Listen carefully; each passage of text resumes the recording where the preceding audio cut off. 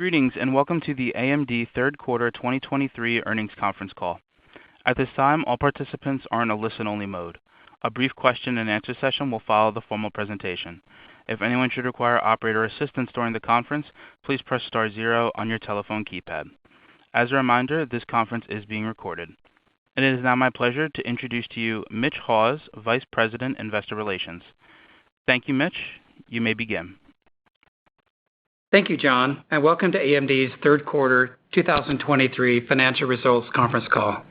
By now, you should have had the opportunity to review a copy of our earnings press release and the accompanying slides. If you have not had the chance to review these materials, they can be found on the Investor Relations page of AMD.com.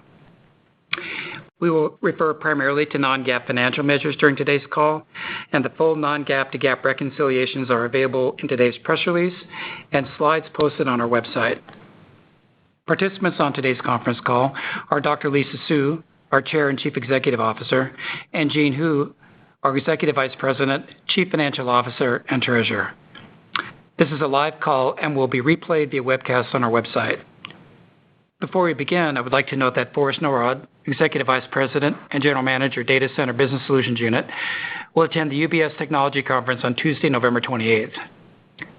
AMD will host its Advancing AI event on December 6th, when AMD and its key ecosystem partners and customers will showcase the AMD products and partnerships that will shape the advancement of AI.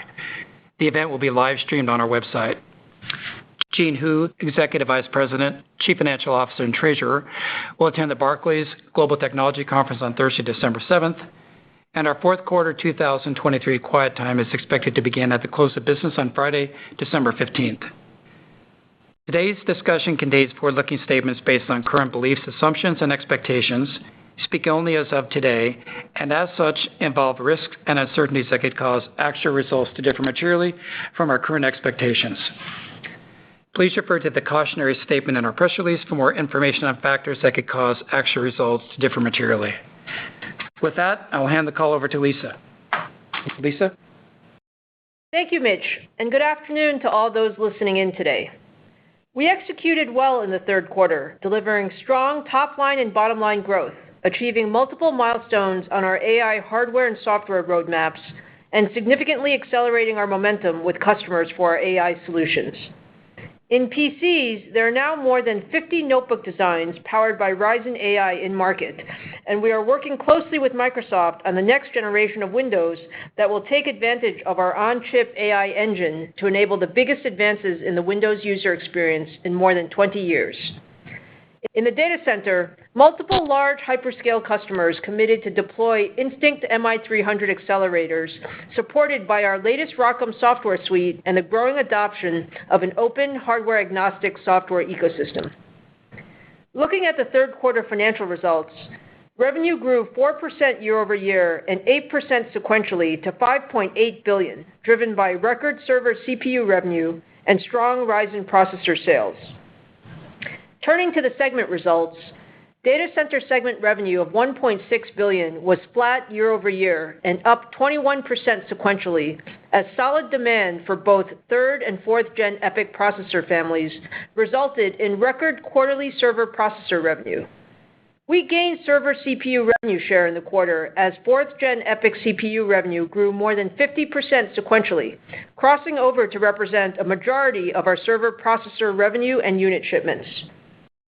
In cloud, while the demand environment remained mixed in the quarter, EPYC CPU revenue grew by a strong double-digit percentage sequentially as hyperscalers expanded deployments of EPYC processors to power their internal workloads and public instances while optimizing their infrastructure spend.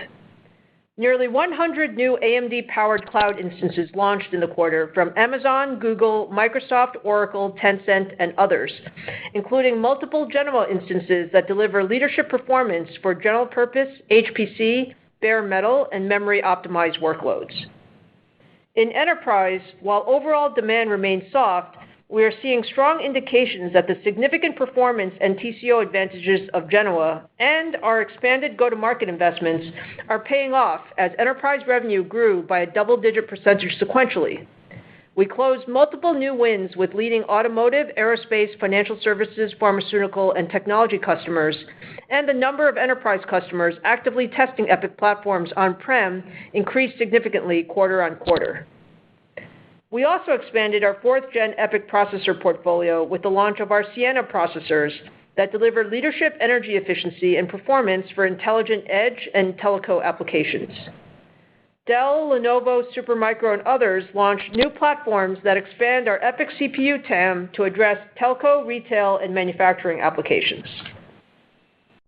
With the launch of Siena, we now offer the industry's most performant and most energy-efficient portfolio of server processors across cloud, enterprise, technical, HPC, and edge computing. I am very pleased with the momentum we have built for our EPYC CPU portfolio. We are building on this momentum with our next-gen Turin server processors based on our new Zen 5 core that delivers significant performance and efficiency gains. Turin is in the labs of our top customers and partners now, and customer feedback has been very strong, and we're on track to launch in 2024. Looking at our broader data center portfolio, we made significant progress in our data center GPU business in the third quarter, as the multi-year investments we have made in our hardware and software roadmaps resulted in significant customer traction for our next-generation Instinct MI300 accelerators, in particularly our Instinct MI300X GPU that delivers leadership inferencing and training performance. On the hardware side, bring up and validation of our MI300A and MI300X accelerators continued progressing to plan, with performance now meeting or exceeding our expectations. Production shipments of Instinct MI300A APUs started earlier this month to support the El Capitan exascale supercomputer, and we are on track to begin production shipments of Instinct MI300X GPU accelerators to lead cloud and OEM customers in the coming weeks.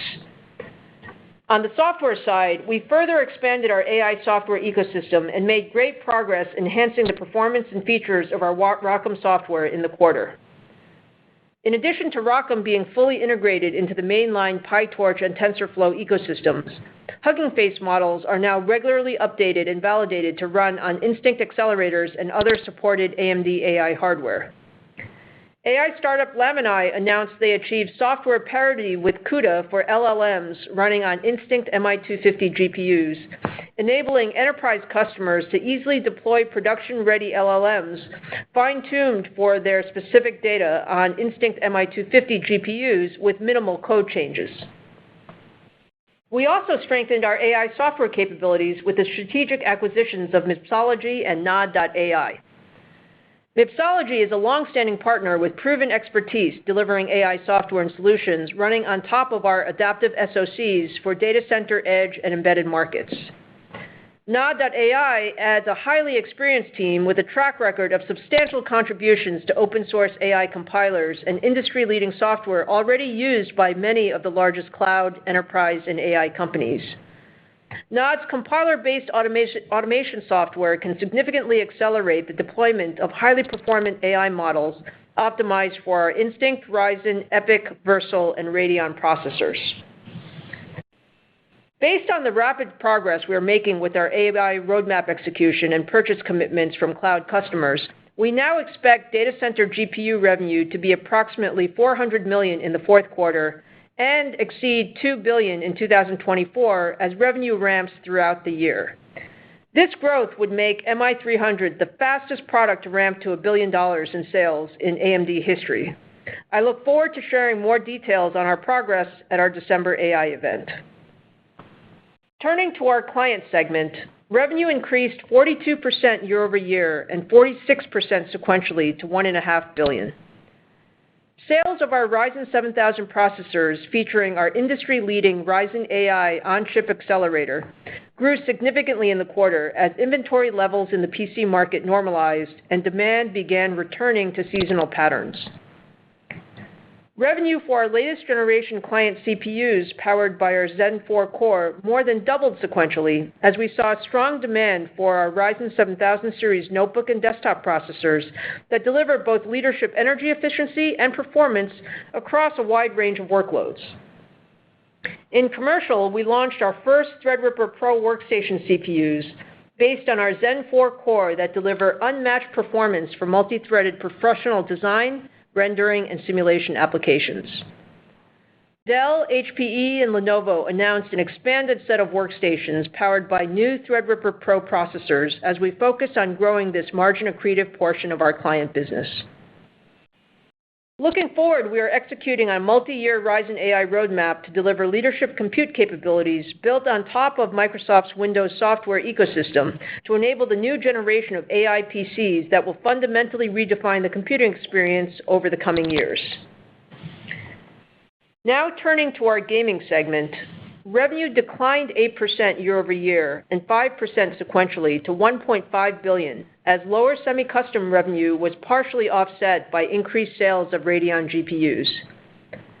Although semi-custom SoC sales declined in line with our projections for this point in the console cycle, overall revenue for this console generation continues tracking significantly higher than the prior generation based on strong demand for Microsoft and Sony consoles. In gaming graphics, revenue grew both year over year and sequentially, driven by increased demand in the channel. We expanded our Radeon 7000 series with the launch of new RX 7000 series enthusiast desktop GPUs that offer leadership price performance for 1440p gamers. Turning to our embedded segment, as we expected, revenue decreased 5% year over year to $1.2 billion. Sequentially, revenue declined 15% as lead times normalized and customers focused on reducing inventory levels. We expanded our leadership Versal SoC portfolio in the quarter with the launches of our first adaptive SoCs with on-chip HBM memory that deliver significant performance and efficiency for memory-bound data center, network, test, and aerospace applications. We also announced our next-generation space-grade Versal SoC that integrates an enhanced AI engine and is the industry's only solution that supports unlimited reprogramming during development and after deployment. For the fintech market, we launched our latest Alveo accelerator card that delivers a 7x improvement in latency compared to our prior generation and has already been deployed by multiple trading firms in their ultra-low latency training platforms. Since closing our acquisition of Xilinx a little over a year and a half ago, our embedded business has grown significantly, driven by our leadership products. Looking ahead, based on our current visibility, we expect embedded segment revenue to decline sequentially as customers continue working through elevated inventory levels through the first half of 2024. Over the medium term, we see strong growth opportunities for our embedded business based on our significant design win traction and our broad and differentiated portfolio of embedded FPGAs, CPUs, GPUs, and adaptive SoCs that can address a larger portion of our customers' compute needs. In summary, I'm pleased with our third quarter financial results, driven by the significant acceleration of Zen 4 server and client processor sales. Looking at the next couple of quarters, we expect strong growth in our data center business, driven by both EPYC and Instinct processors. This growth will be partially offset by softening demand in our embedded business and lower semi-custom revenue, given where we are in the console cycle. As the PC market returns to seasonal patterns, we believe we are well positioned to gain profitable share in the premium and commercial portions of the market based on the strength of our product offerings. We are focused on accelerating our leadership AI capabilities across our entire product portfolio, executing on our hardware and software roadmaps, and expanding our enterprise computing footprint. I look forward to sharing more details on our AI progress in a few weeks at our Together We Advance AI event. Now I'd like to turn the call over to Jean to provide additional color on our third quarter results and our outlook for Q4. Jean? Thank you, Lisa, and good afternoon, everyone. I'll start with a review of our financial results for the third quarter and then provide our current outlook for the fourth quarter of fiscal 2023. We delivered better than expected third quarter results with a revenue of $5.8 billion and a diluted earnings per share of 70 cents. On a year-over-year basis, revenue increased 4% as growth in the client segment revenue was partially offset by lower gaming and embedded segment revenue. Revenue was up 8% sequentially, driven by growth in both the client and the data center segments. Gross margin was 51%, up approximately 1 percentage point year-over-year, primarily driven by stronger client segment revenue and product mix. Operating expenses were $1.7 billion, an increase of 12% year-over-year, primarily driven by higher R&D investment to support our significant AI growth opportunity. Operating income was $1.3 billion, representing a 22% operating margin. Taxes, interest expense, and other was $141 million. For the third quarter, diluted earnings per share was 70 cents, compared to 67 cents in the same period last year. Now turning to our reportable segments. Starting with the data center segment, revenue was $1.6 billion, flat year-over-year, as growth in the EPYC processor sales was offset by decline in adaptive SoC product sales. Data center revenue grew 21% sequentially, primarily driven by strong sales of our fourth-generation EPYC processors to both cloud and enterprise customers. Data center segment operating income was $306 million, or 19% of revenue, compared to $505 million, or 31% a year ago. Lower operating income was primarily due to increased R&D investment to support future AI revenue growth and the product mix. Client segment revenue was $1.5 billion, up 42% year-over-year, primarily driven by higher sales of Ryzen mobile processors. On a sequential basis, revenue grew 46% as PC market conditions continue to improve, and we ramped our Ryzen 7000 series to meet strong demand. Client segment operating income was $140 million, or 10% of revenue, compared to an operating loss of $26 million a year ago, driven by higher revenue and disciplined OpEx management. We are pleased that the client segment returned to profitability in the third quarter. Gaming segment revenue was $1.5 billion, down 8% year-over-year, primarily due to a decrease in semi-custom revenue, partially offset by an increase in Radeon GPU sales. On a sequential basis, gaming segment revenue declined 5%, in line with our expectations, as we are now in the fourth year of the console cycle.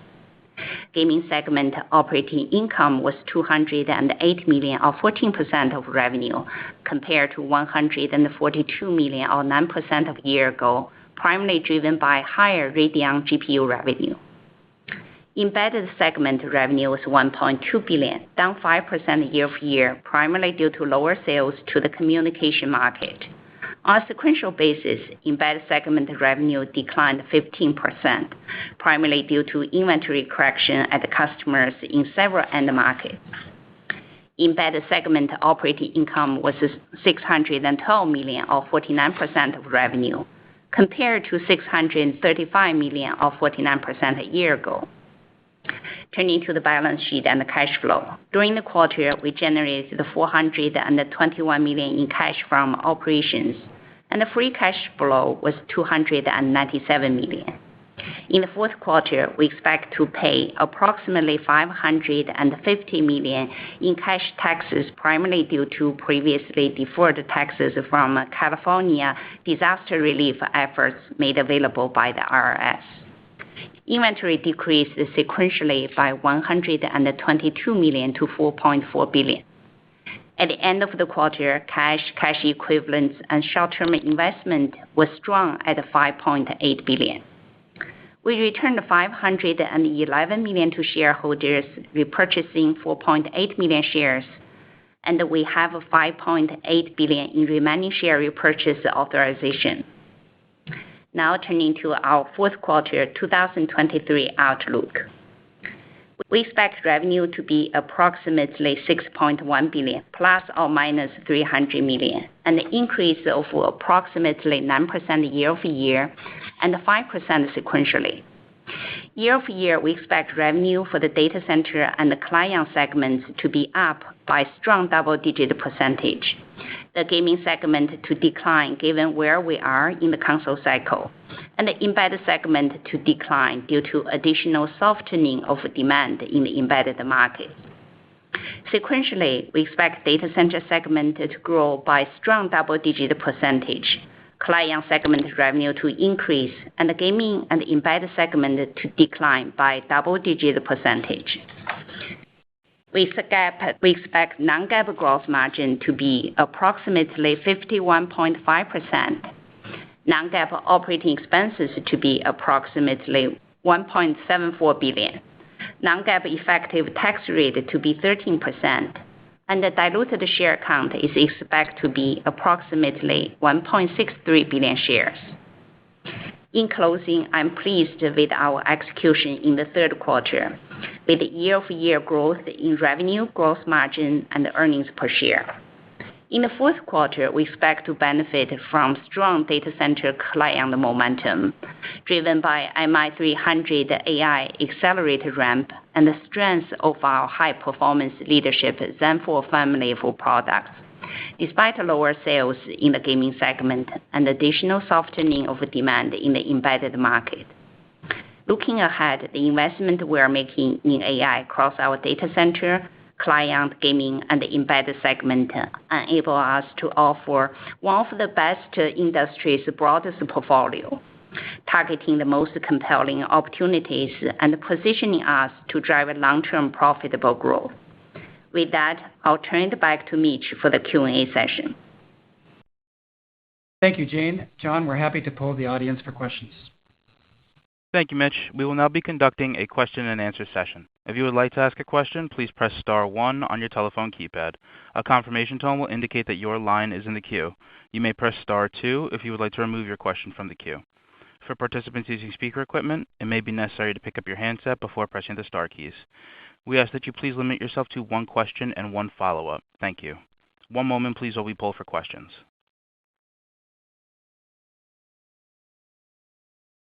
And the first question comes from the line of Toshiya Hari with Goldman Sachs. Please proceed with your question. Great. Thank you so much. Lisa, I had two questions. My first one is on the data center GPU business. You talked about 2024 revenue potentially exceeding $2 billion. I was hoping you could provide a little bit more color. What percentage of this is AI versus supercomputing or other applications? Within AI, maybe talk about the breadth of your customer lineup, and how should we think about which workloads you're addressing, again, within the context of AI? Is it primarily training or inference or both? Great.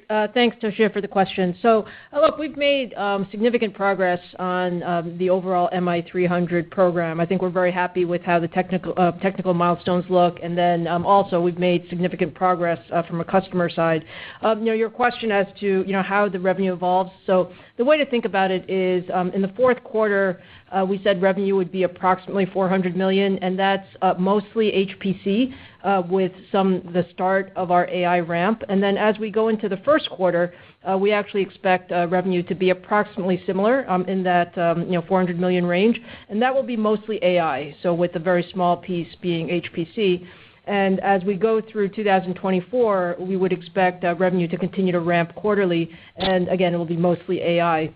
Within the AI space, we've had very good customer engagement across the board, from hyperscalers to OEMs, enterprise customers, and some of the new AI startups that are out there. From a workload standpoint, we would expect MI300 to be on both training and inference workloads. We're very pleased with the inference performance on MI300, so especially for large language model inference, given some of our memory bandwidth and memory capacity, we think that's going to be a significant workload for us. But I think we would see a broad set of workloads as well as broad customer adoption. Thank you. And then as my follow-up, a question on the server CPU side. You talked about Genoa, growing really nicely in the quarter. I think you talked about both units and volume being bigger than its predecessor. Is the growth that you're seeing, or the growth that you saw in Q3 and the growth that you're guiding to for Q4, is this primarily a function of share growth, or are you actually seeing a pickup in the overall market? And I ask the question because obviously year to date there's been a significant shift away away from traditional compute to accelerated computing, but are you actually starting to see signs of, stabilization or even improvement on the traditional compute side? Thank you. Sure. So the way I would frame it is we're very pleased with our third quarter performance as it relates to EPYC overall. I think the 4th Gen EPYC, so that's Genoa plus Bergamo, actually ramped very nicely. We got to crossover in the third quarter, which is a little bit ahead of what we had previously forecasted. And when I look underneath that, I would say it was a strong growth in both cloud. Cloud was strong, so strong double digits. The adoption is pretty broad across first-party and third-party workloads and new instances. And then on the enterprise side, we've also seen some nice growth across our OEMs. And so from the standpoint of is it the market recovery or is it share gain, I think it's some of both. From a market standpoint, I would say it's still mixed. I think enterprise is still a little bit mixed depending on sort of which region from a macroeconomic standpoint. Cloud depends a bit on the customer set. But overall, I think we're pleased with the progress and the leadership of EPYC has ended up allowing us to grow substantially in the third quarter and then into the fourth quarter. And the next question comes from the line of Aaron Rakers with Wells Fargo. Please proceed with your question. Yeah, thank you for taking the question. Just to build off that last question, Jean, I think last quarter you kind of endorsed the notion that your data center business would grow. I think it was in the high single-digit range. I think you started the year thinking like 10. So I guess the question is, do you still see that kind of growth rate, set up? And how has that $400 million evolved, underneath of that? Was it $300 million now going to $400 million? Just how has that changed over the course of the last quarter, just to level set that data center expectation? Yeah, so I think for the second half, we said we expect data center business to grow approximately 50% versus first half. Right now, based on what we are saying, we continue to see in that similar range of that 50%. So we are very happy and pleased about the strong momentum of our data center business.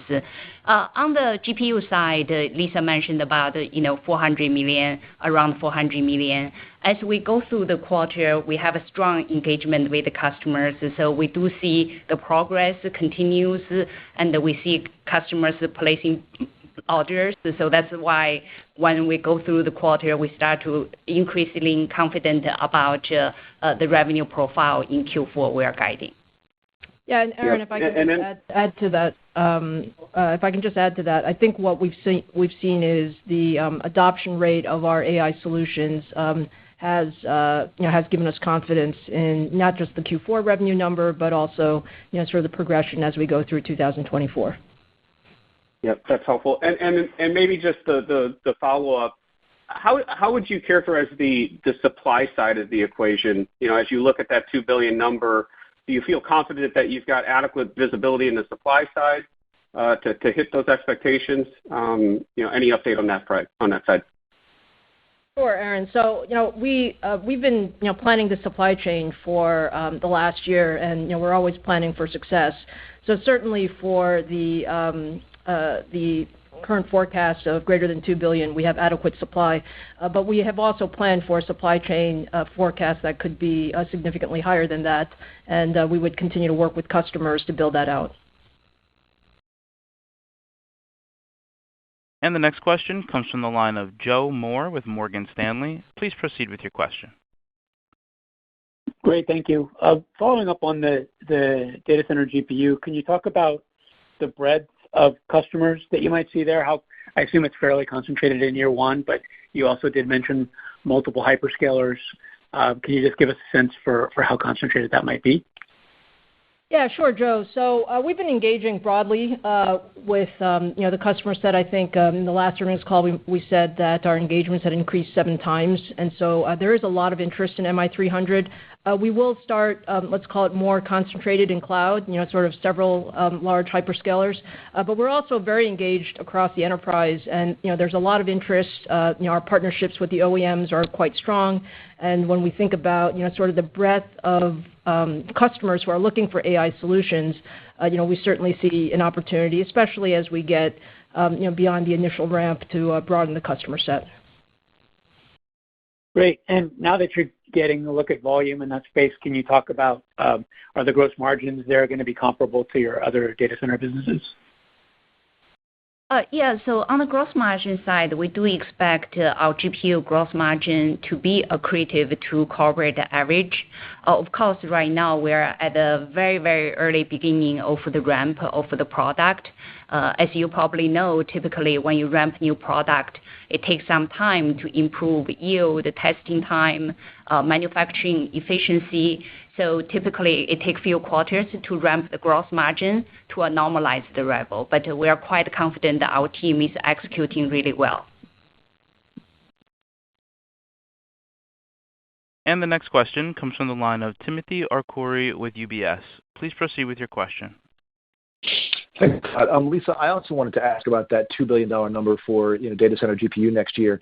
That's still a pretty small portion, obviously, of the total TAM. Where do you think that share can go? Do you think when we look at this out a couple of years, do you think you can be 15-20% share for total data center GPU, or do you have aspirations to be even larger than that? Yeah, Tim, I mean, I would say that, first of all, this is a incredibly exciting market, right? I think we all see the growth in generative AI workloads, and the fact is we're just at the very early innings of people truly adopting it for enterprise, business productivity applications. So I think we are big believers in the strength of the market. We had previously said we believe that the compound annual growth rate could be 50% over the next 3 or 4 years. And so we think the market is huge, and there will be multiple winners in this market. Certainly from our standpoint, we want to be we're playing to win, and we think MI300 is a great product, but we also have a strong roadmap beyond that for the next couple of generations. And we would like to be a significant player in this market. So we'll see how things play out. But overall, I would say that I am encouraged with the progress that we're making on hardware and software, and certainly with the customer set. Thanks a lot. And then, Jean, I just wanted to ask on March. I know that there's a lot of moving parts. It sounds like data center's up, but PC is going to be down, normal seasonal, and embedded in gaming sound down as well. So can you just help us shape sort of how to think about March?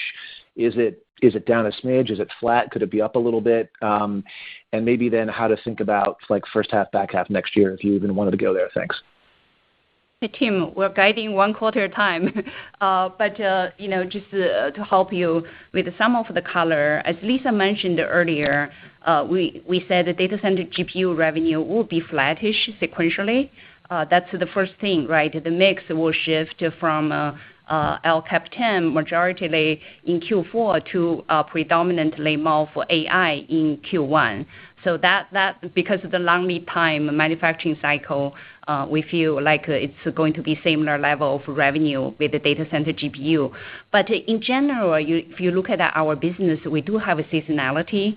Typically Q1, the client business, server business, gaming business seasonally is down. Of course, right now, we definitely have a little bit more than seasonality given embedded and the gaming dynamics we are seeing right now.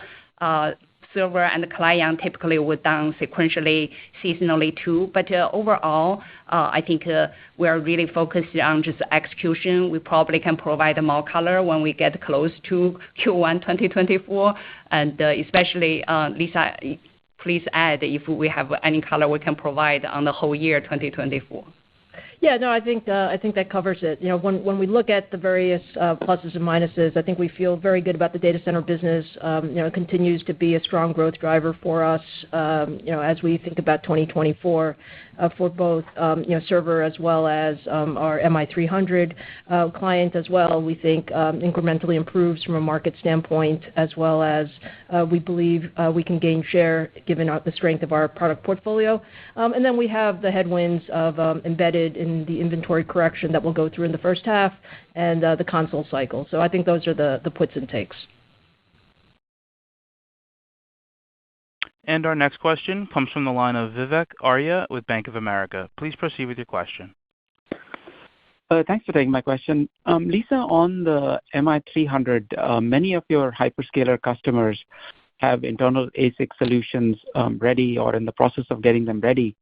So if inference is the primary workload for MI300, do you think it is exposed to replacement by internal ASICs over time, or do you think both MI300 and ASICs can coexist, along with the incumbent GPU solution?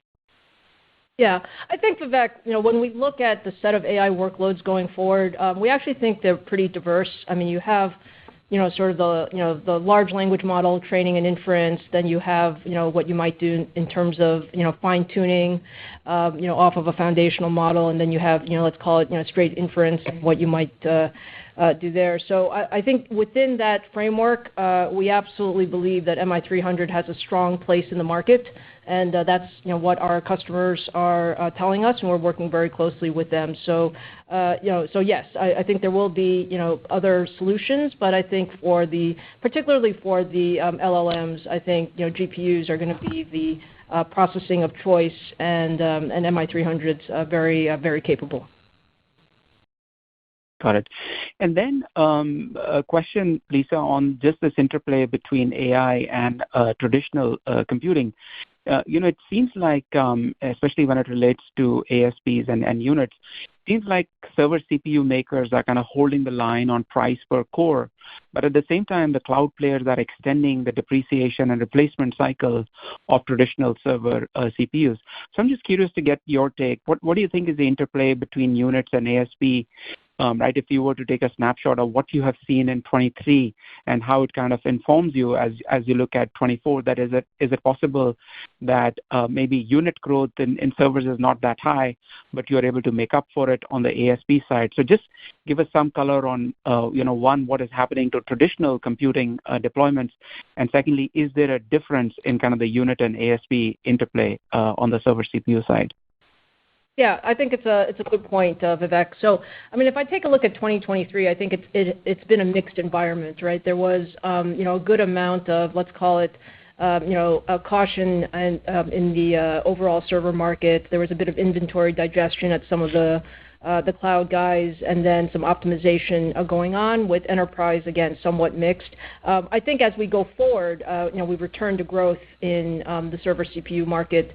Within that realm, because these, like, for example, 4th Gen EPYC somewhere between 96 and 128 cores, I mean, you just get a lot of compute for that. So I do think there is the framework that unit growth may be more modest, but ASP growth, given the core count and the compute capability, will contribute to overall growth. So from a traditional sort of server CPU standpoint, I think we do see those trends. 2023 was a mixed environment, and I think it improves as we go into 2024. And the next question comes from the line of Blayne Curtis with Barclays. Please proceed with your question. Thanks for taking my question. I want to ask on the embedded side, I think last quarter you kind of talked about the headwinds being mostly in the communications end market. You're getting it down in December. I was curious, if that weakness is spread. And then your competitor talked about kind of a reset getting back to pre-pandemic levels. I'm just kind of curious how you frame that reset. You said it'd be weak to the first half. Yeah, absolutely, Blayne. So I think when we look at end markets, I think communications, was weak in, sort of last quarter, and it certainly continues to be weak. We see, 5G, sort of CapEx just down overall. On the other market where we see a little bit of, let's call it soft end market demand would be industrial, and that's a little bit more geographic, so a little bit worse in Europe than in other geographies. The other end markets are actually, relatively good. And what we just see is that inventory is high, just given where we were with lead times, coming into, the sort of through the pandemic and with the high demand that was out there. As the lead times have normalized, people are drawing down their inventories, and they have an opportunity to do that given the normalization. So from an overall standpoint, we think demand is solid, and what we view is that we have a very strong portfolio in embedded. We like, sort of the combination of the, let's call it the classic Xilinx portfolio together with the embedded processing capabilities that we add. Customers have seen sort of that portfolio come together, and we've gotten some nice design win traction as a result of that. So we have to get through sort of the next couple of quarters of inventory, correction, and then we believe we'll return to growth in the second half of the year. Thanks. And then I just wanted to ask on the PC market, I think you and Intel have seen, you were under shipping in the first half. Maybe you're kind of over shipping a little bit now, restocking. I'm just kind of curious your perspective of what that normalized run rate is in terms of the size of the PC market and, kind of any perspective if inventory levels are starting to move back up. Yeah, I would say, again, Blaine, when we look at, sort of the third quarter and sort of the environment that we're on now, I think inventory levels are relatively normalized. And so, the sell-in and consumption are fairly close. We were building up for a holiday season that is a strong, season for us overall. When I think about the size of the market, I think from a consumption standpoint, this year is probably somewhere like 250 to 255 million units or so. We expect, some growth going into 2024 as we think about, sort of the AI PC cycle and some of the Windows refresh cycles that are out there. And I think the PC market returns to, let's call it a typical seasonality, in which underneath that, we have a strong product portfolio, and we are, very much focused on growing in, places like, high-end gaming, ultra-thins, premium consumer, as well as commercial. So those are, that's how, sort of we see the PC market. And the next question comes from the line of Matt Ramsey with TD Cowen. Please proceed with your question. Thank you very much. Good afternoon. Lisa, I wanted to maybe ask the AI question a little bit differently, not just focused on your GPU portfolio, but more broadly. I think one of the big surprises to a lot of us is how quickly the AI market changed from accelerator cards to selling full servers or full systems for your primary competitor. And they've done a lot of innovation, not just on GPU, but on CPU, on their own custom interconnect, et cetera. So what I'd like to hear a little bit of an update on is just how you think about your roadmap going forward across CPU, GPU, and networking, and particularly the networking part as you look to continue to advance your AI portfolio. Thanks. Yeah, thanks, Matt. I think it's an important point. What we're seeing with these AI systems is, they are, truly, complicated when you think about putting all of these components together. We are, certainly working very closely with our partners in putting together, sort of the full system, CPU, GPUs, as well as the networking capability. Our Pensando acquisition has actually been really helpful in this area. I think we have a world-class team of experts in this area, and we're also partnered with some of the networking ecosystem overall. So, going forward, I don't think we're going to sell full systems, let's call it AMD branded systems. We believe that there are others who are more set up for that. But I think from a definition standpoint, and when we're doing development, we're certainly doing development with the notion of what that full system will look like. And, we'll work very closely with our partners to ensure that that's well defined so that it's easy for customers to adopt our solutions. Got it. Thank you for that perspective. As my second question, Jean, I wanted to dig into gross margin a little bit and just, I guess, compliment you and the team on being able to guide up for the fourth quarter sequentially gross margin. If we'd have, I guess, rewound the clock back to the beginning of the year and the embedded segment would be down from the peak to where you're guiding the fourth quarter, maybe down by a third, I wouldn't have thought gross margin would have hung in as well and grown sequentially each quarter through the year. Obviously, client margins got better, but maybe you could walk us through some of the puts and takes on gross margin and inside of each segment where you're making progress, because I imagine some of that progress is pretty positive underneath. Thanks. Yeah, Matt, thank you for the question. Yeah, there are a few puts and takes, especially in a mixed demand environment. So let me just comment on Q3 first. we are very pleased with our gross margin expansion sequentially, 140 basis point. As you mentioned, the embedded segment revenue actually declined double-digit sequentially. There are two primary drivers. The first one is definitely the data center grew 21% sequentially, which provide a tailwind to our gross margin.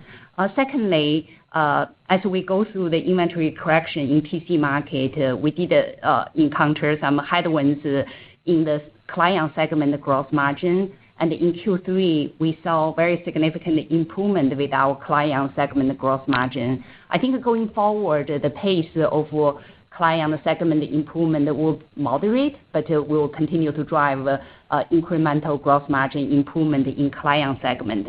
So that really is why we are able to drive sequential growth in Q3. And in Q4, I would say the major dynamics is with a very strong double-digit growth in data center business.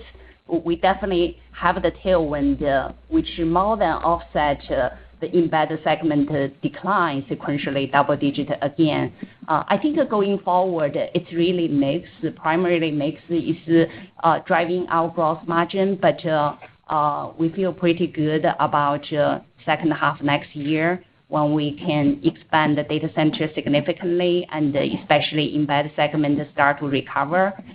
We should be able to drive more meaningful gross margin improvement in second half.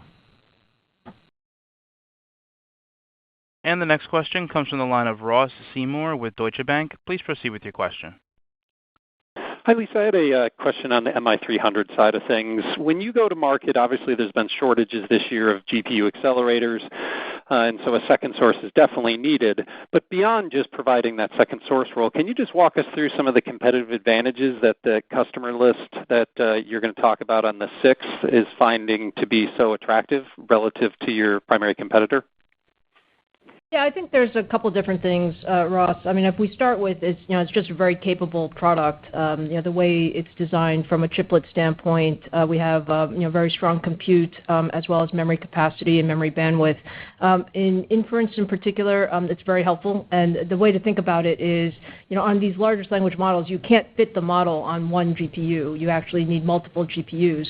And if you have more memory, you can actually use fewer GPUs to infer those models. And so it's very beneficial from a total cost of ownership standpoint.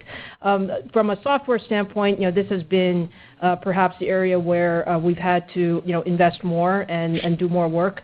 Our customers and partners are actually moving towards an area where they're more able to move across different hardware, so really optimizing at the higher level frameworks, and that's reducing the barrier of entry of sort of taking on a new solution. And we're also talking very much about going forward what the roadmap is. It's very similar to our EPYC evolution. When you think about sort of the our closest partners in the cloud environment, we've worked very closely to make each generation better. So I think MI300 is an excellent product, and we'll keep evolving on that as we go through the next couple of generations. Then for my follow-up, I want to focus on the OpEx side of things. You guys have kept that pretty tight over the years. Jean, I just wondered what the puts and takes on that might be heading into 2024. I think you're exiting this year at about up kind of high single digits, maybe 10% year over year. Any sort of unique puts and takes, especially as you guys are driving for all that MI300 success as we think about OpEx generally in 2024? Yeah, thanks for the question. Our team has done an absolutely great job in reallocating resources within our budget envelope to really invest in the most important areas in AI and the data center. We are actually in the planning process for 2024. I can comment on a very high level. Given tremendous opportunities we have in AI and the data center, we definitely will increase both R&D investment and the go-to-market investment to address those opportunities.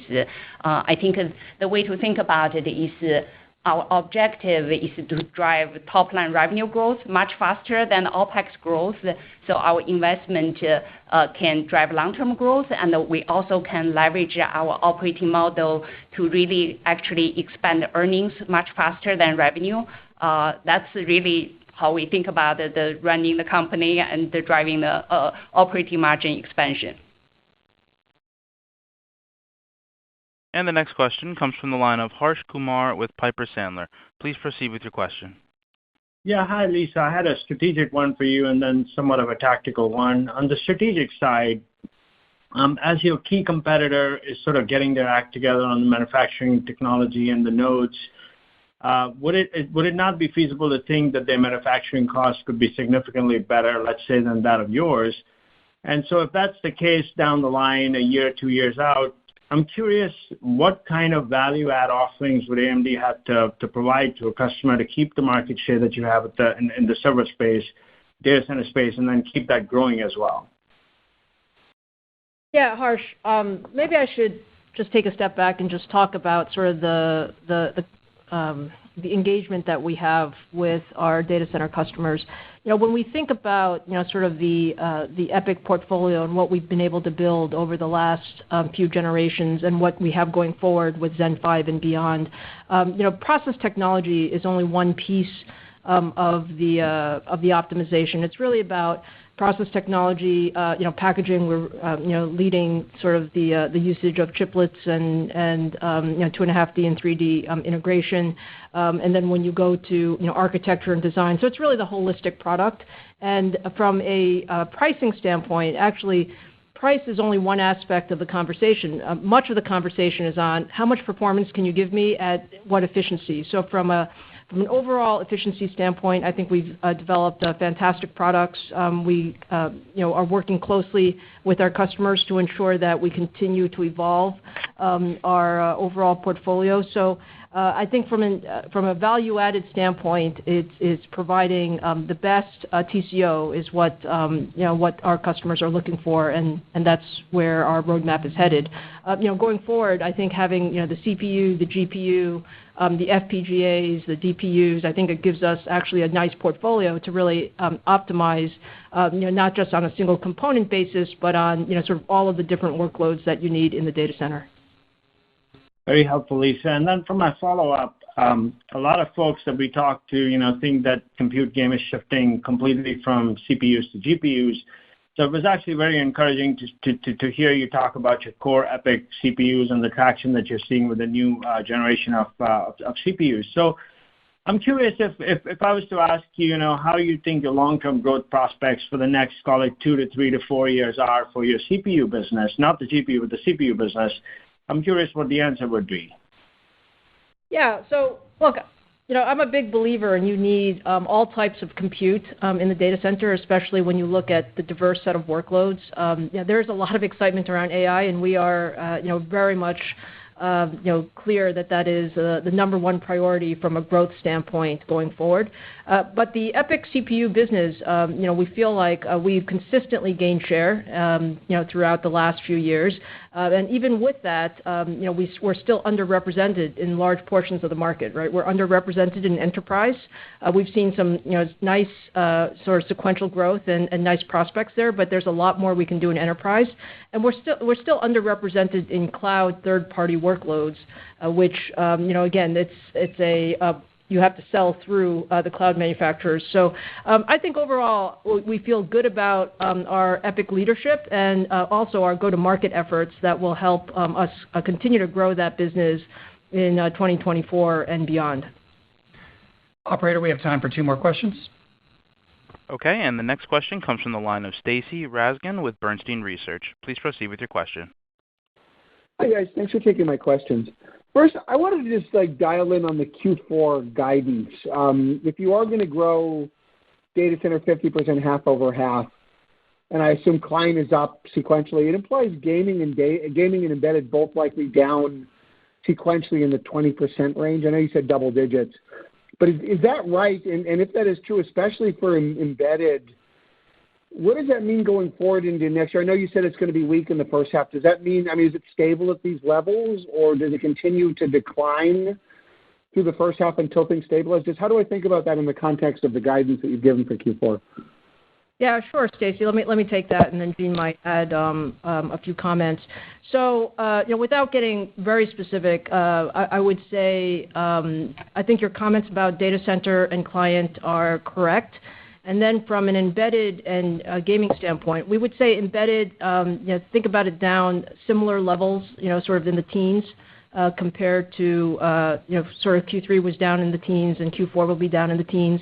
And then, gaming from a console standpoint, we do expect that to be down a bit more than that.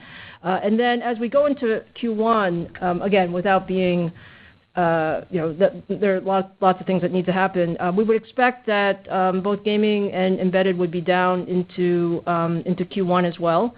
And sort of the other comments would be more around seasonality.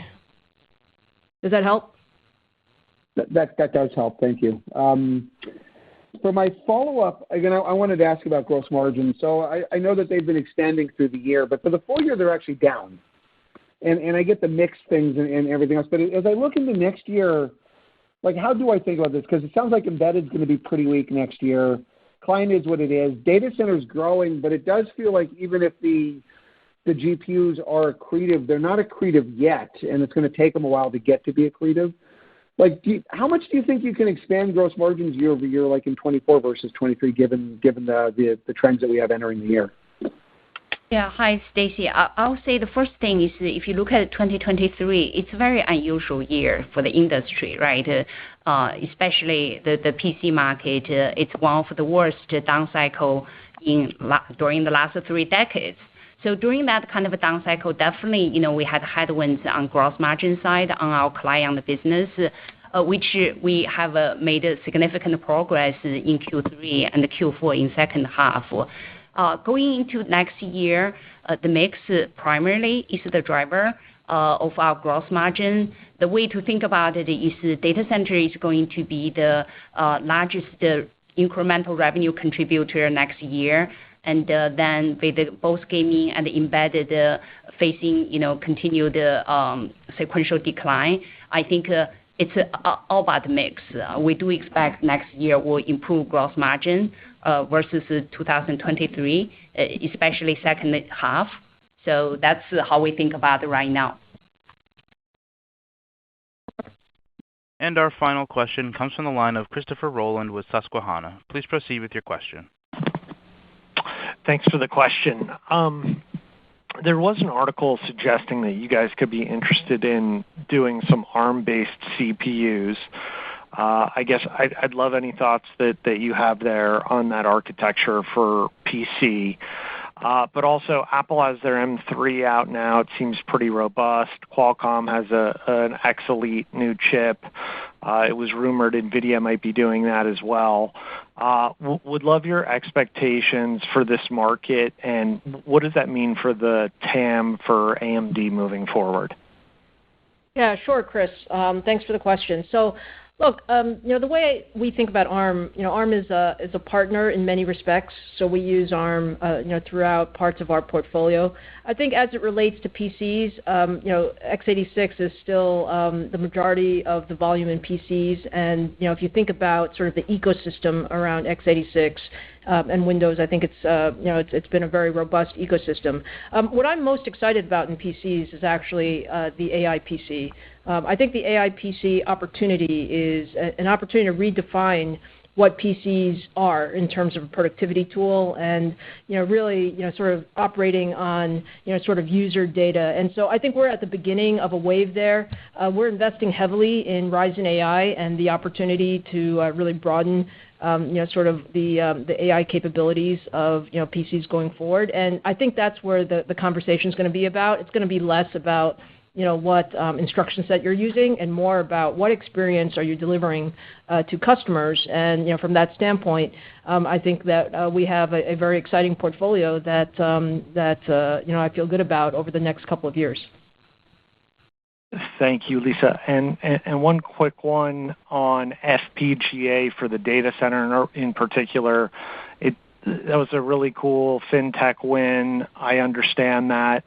Can you talk about where we stand in data center FPGA and that outlook, FPGA for AI, and could we even mix in an FPGA into the MI300 tile at some point, or is there really, at this point, not an AI market for FPGA? Yeah, I mean, Chris, the way I think about sort of FPGAs in the data center, it's another compute element. We do use FPGAs, or there are FPGAs in a number of the systems. I would say from a revenue contribution standpoint, it's still relatively small in the sort of in the near term. We have some design wins going forward that we would see that content grow, but that won't be so much in 2024. That will be beyond that. And part of our value proposition, I think, to our data center partners is, look, whatever compute element you need, whether it's CPUs or GPUs or FPGAs or DPUs, or we have the ability to sort of bring those components together, and that is a strong point as we think about just how heterogeneous these data centers are going forward. So thank you for that. At this time, we have reached the end of the question and answer session. Now I'd like to turn the floor back over to Mitch for any closing comments. Great, John. That concludes today's call. Thank you to everyone for joining us today. Ladies and gentlemen, this does conclude today's teleconference. You may disconnect your lines at this time. Thank you for your participation.